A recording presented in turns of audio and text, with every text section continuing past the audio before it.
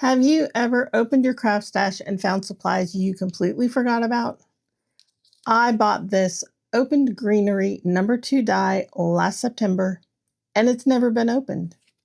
Then I ran across my alcohol inks I've had for years, including colors I don't even remember buying. Today I'm going to see if these forgotten supplies can come together into an elegant birthday card. Hey everyone, it's Colorado Lean. Welcome back to the craft room. Now let's see what we can create. All right, so here's where things get a little interesting. I knew I wanted my background to be purple, but I honestly couldn't remember all of the different colors I had. So I sat down and I did a full inventory of my alcohol inks.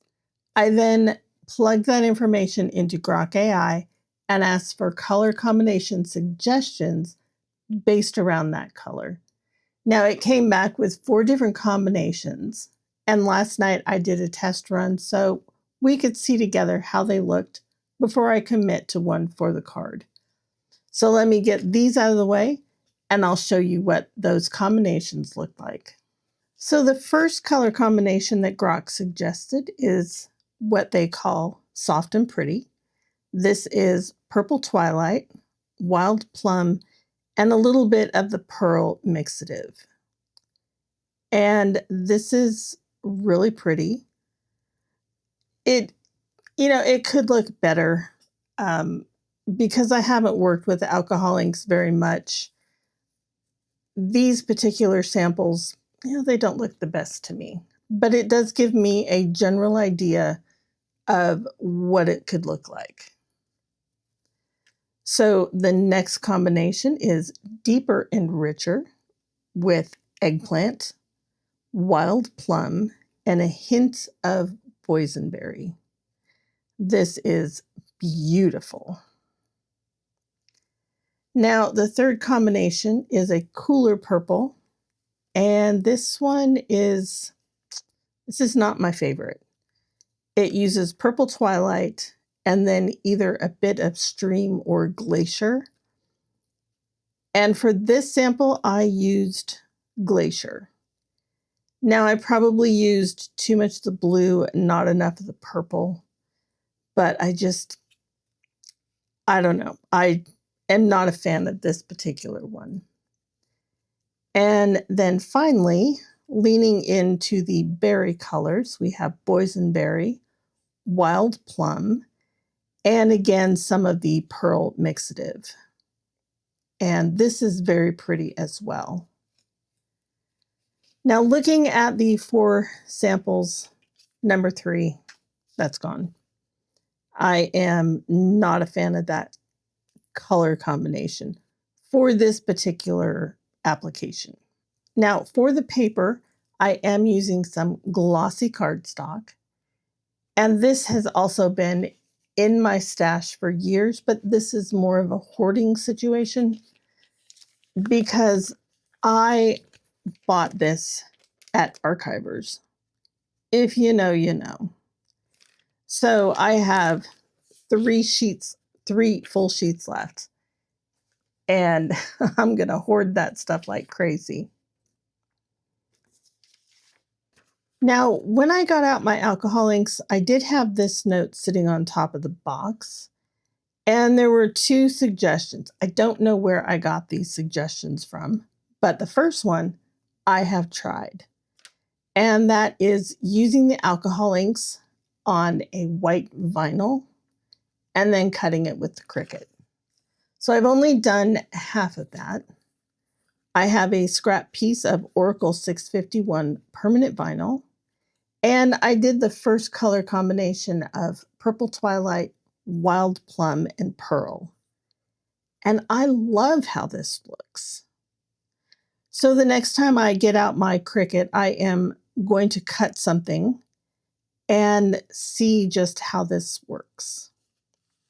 Now I'm also curious to see if the transfer tape is going to pull off any of the color. So that will be a really interesting experiment. Now this morning, I also decided to do another test with that, only I went with the deeper and richer colors of eggplant, wild plum, and a hint of boysenberry. And of course, these two are my colors of choice.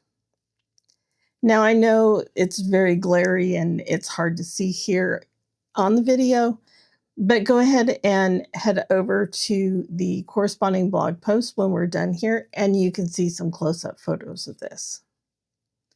So I think today I am going to go with the soft and pretty color combination, which is again purple twilight, wild plum, and a bit of pearl mixative. Now there are multiple ways that you can create an alcohol ink blended background, including using the alcohol ink air blower from Tim Holtz. Now I need a lot more practice with this, so I'm not 100% happy with my backgrounds. So I am going to go to the tried and true felt pad technique. I'm going to start with some purple twilight.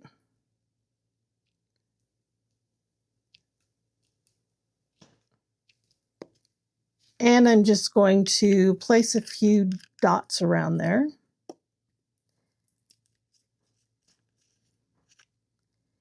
And then I will come in with the wild plum.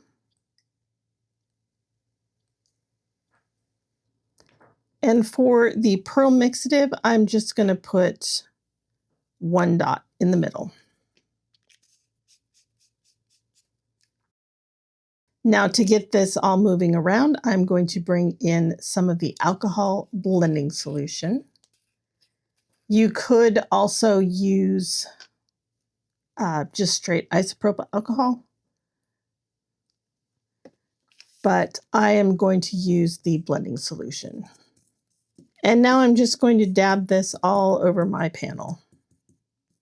I am turning my applicator, and I'm definitely trying to get all of the white from the paper covered. Okay, that is a really pretty first layer. Now I'm going to come in with a little bit more of the purple twilight. I think I do want this a little bit darker.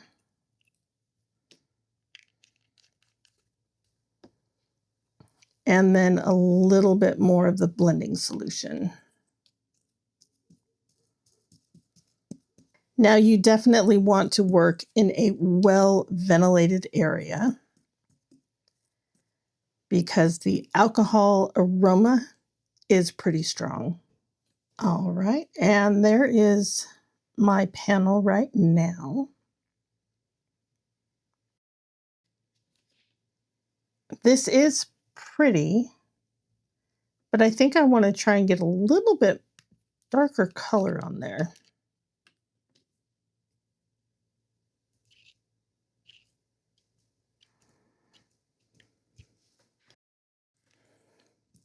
So this time I'm not going to add any more blending solution.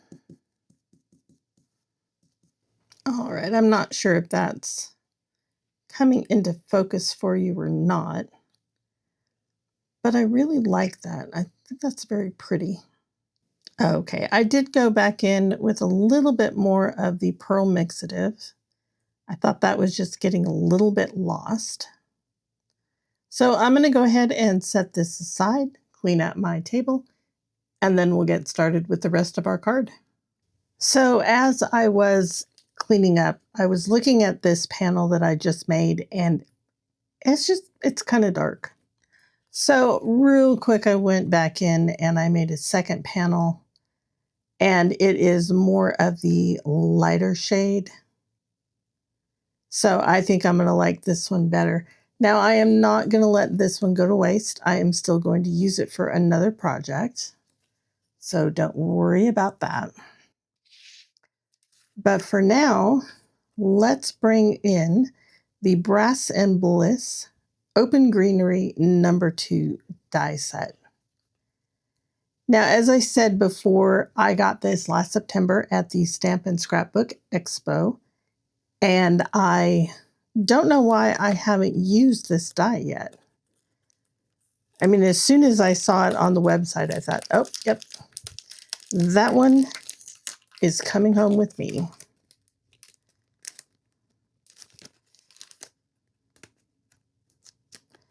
So let's get it out of the package.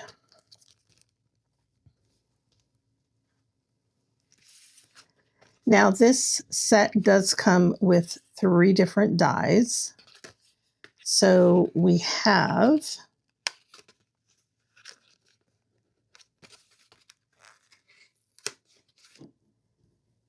a 3-leaf set.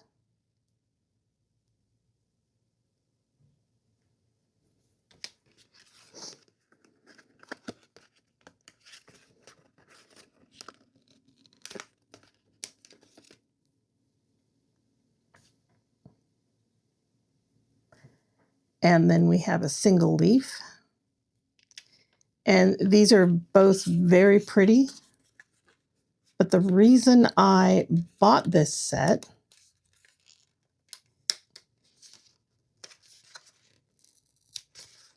wow, you guys at Brass and Bliss sure use some good tape. The reason I bought this set was for this die right here. So let's get these others back on the card and tucked out of the way. I am going to cut this on a piece of 110-pound Recollections cardstock in white. I'm really curious to see how well it cuts on this heavier cardstock. Now, to run this through my Sizzix Big Shot, I have the base plate, shims 1 and 2. I have my trusty magic mat from scrapbook.com.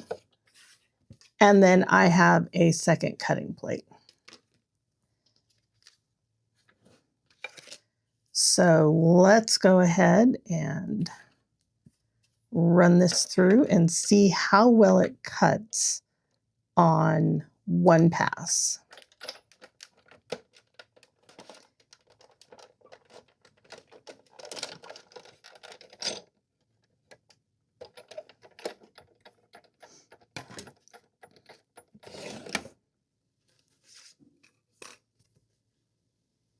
Okay, so I'm pretty sure it is just my machine, but that did not cut all the way through. So I'm going to line it back up and lock it into place.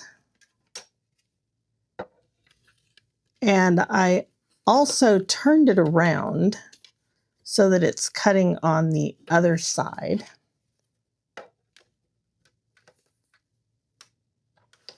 And let's run it through again. And then back.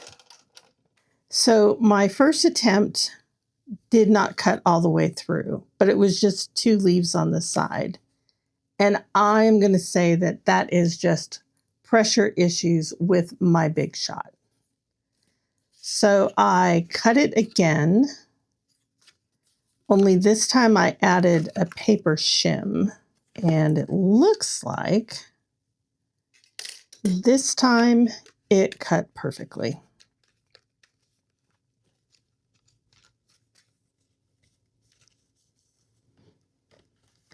Now, even though I know that for most of my dies I need a paper shim, I did want to try this without it just one time. And there is my Open Greenery number 2 die cut.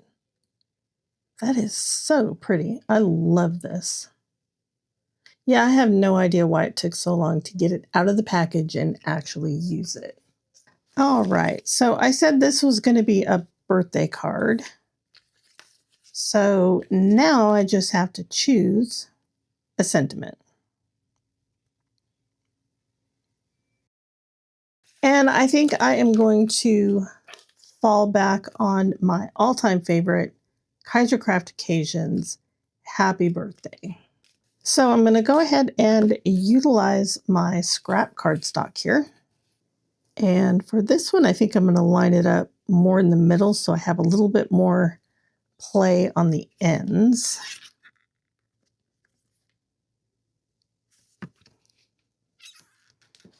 And as always, I will be using Gina K Designs amalgam ink. The perfect ink for the perfect stamp. All right, I'm going to bring in my little 6-inch Tim Holtz guillotine paper trimmer.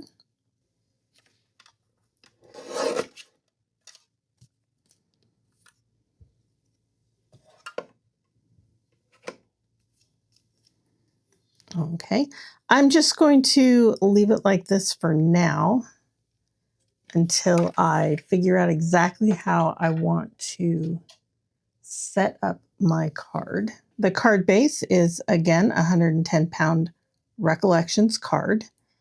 It is 8.5 inches wide, 5.5 inches tall, and scored down the middle at 4.25. Now, the hardest part is how much or how little of this panel do I want to use. So this too is cut to 4.25 by 5.5. So in all reality, I could just put it right on top of the card base. And while that would be pretty, I think that's a little bit much. So I could cut a strip lengthwise, maybe cut it in half. Or I could make a smaller panel by cutting it in half this way and putting that on there. Or I could make a smaller panel, a little bit bigger panel, and put it on like this. So I think I'm going to cut it in half this way so that I have the majority of my leaf on the inked panel, but then I have some of it kind of hanging off. So it's a white on white thing going on. So I think I'm going to do it that way. Okay, so it took me, I don't know, maybe 10 minutes to figure out how big of a panel I wanted to make my alcohol ink background. And what I'm going to do is I'm going to cut this to 4.5 inches tall by 3.25 inches wide. And then because I have my sentiment stamped in black, I want to bring a little bit more of that into the card. So I'm going to make a black mat that is about 1/8 of an inch bigger. So I am going to cut this to about 3 3/8 of an inch. And I might lean a little bit heavier on that. So a little bit more than 3 3/8 by 4 5/8.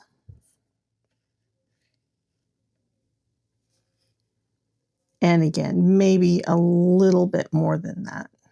All right, I like how that looks.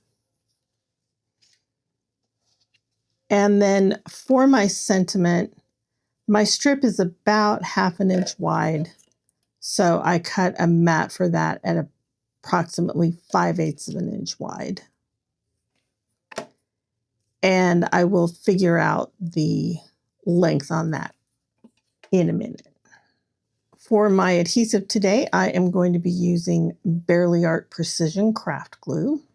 I am going to use quite a bit of glue on the back of this. However, on this glossy paper, the back is not glossy. So I don't think I'm going to have any issues with that. For my matte paper, I am using a black linen texture cardstock that I get from my local craft store. or from my local print shop. And then I am going to adhere this to my card base. And now it looks like this. That is very pretty. I know the pearl doesn't come through very well. Before we finish putting this card together, I have a little behind the scenes moment to share. After I stopped to grab a close-up image of the alcohol ink panels for the blog, I completely forgot to refocus the camera before continuing filming. Now, I am not about to make you watch a blurry video, so I am recreating these last few steps with my original alcohol ink panel. Then I'll show you the card I actually finished with a lighter background. So let's get started by gluing our beautiful die cut to the card panel.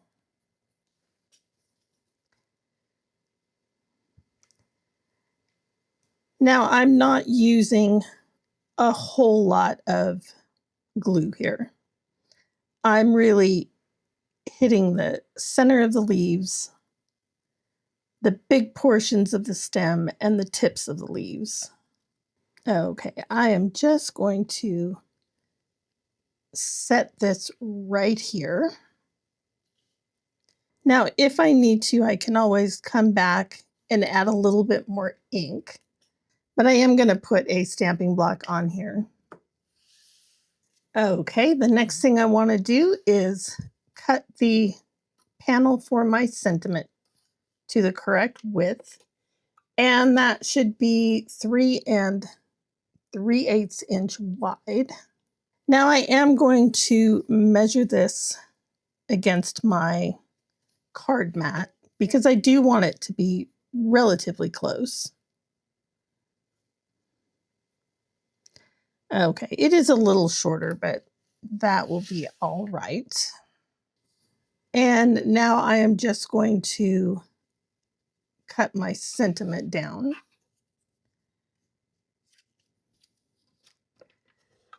I'm going to trim off just a little bit on the left-hand side. And then I'm going to cut it to 3 1/4 inches. Okay, and then we will just glue this down. To adhere my sentiment to my card front, I'm going to be using thin 3D foam squares in black. And I'm going to put one more right here so that it doesn't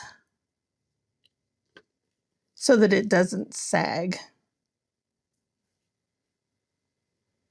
There, I like that. As always, I'm going to put a little bit of glue on here.